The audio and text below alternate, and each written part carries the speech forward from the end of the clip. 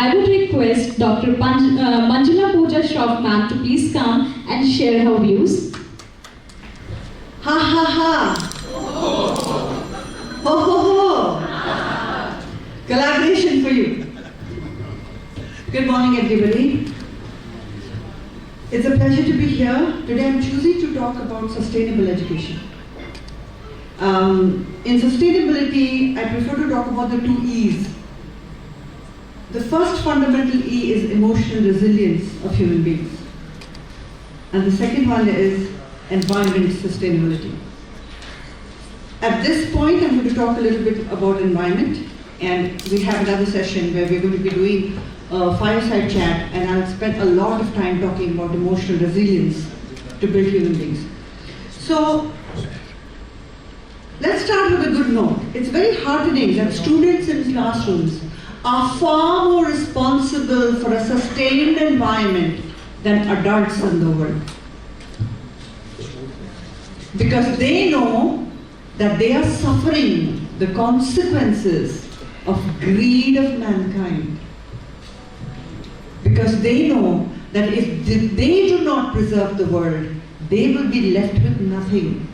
Because we as adults have really destroyed the planet. Climate change is here, it is real. There were places in India that had 52 degrees temperature. Do you understand what that means? If you have more than a week or 10 days of that, plants will die. People will die. It is a real threat. In classrooms, students are already aware, but I don't think that we as management and faculty have enough strategies to sustain the interest. Because sustainable education is a long-term thinking. It requires planning, it requires knowledge.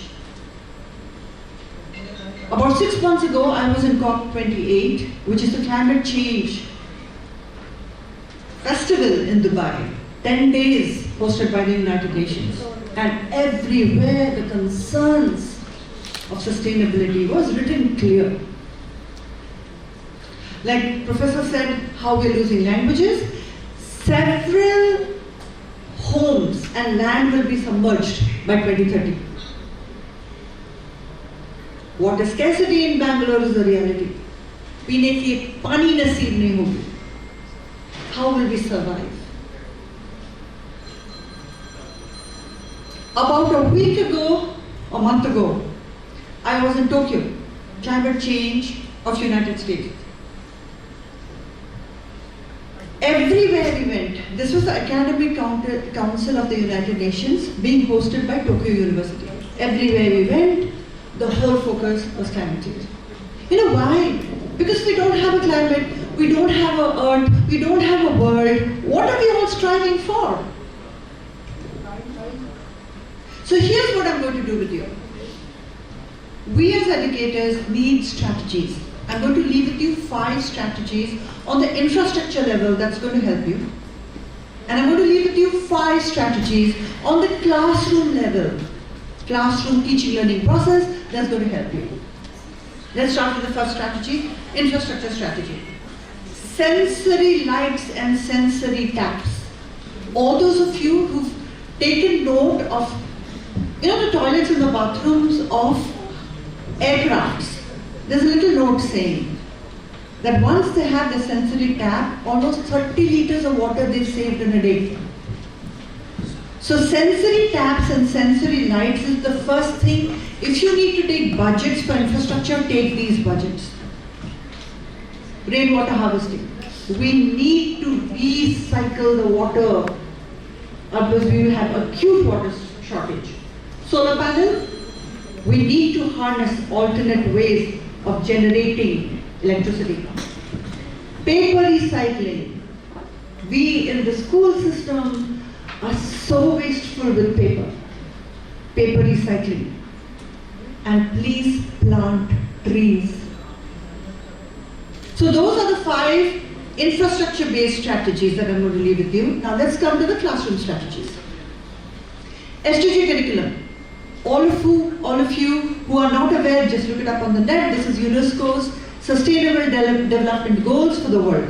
Please start using them in your classroom. Have green warriors. जैसे हम classroom में class monitors, sports monitors, captains, vice captains बनाते हैं, start having green ambassadors. It has to be a continuous conversation. Train your teachers. Have green teachers. Train your sub-staff, drivers, peons, conductors, IRs. Train them on waste management. They are wasting a lot of water. They are wasting a lot of electricity. There's a lot of digital waste. So waste management drives. Create waste management drives. Like you do a language week, like you do a technology week. Have a waste management week.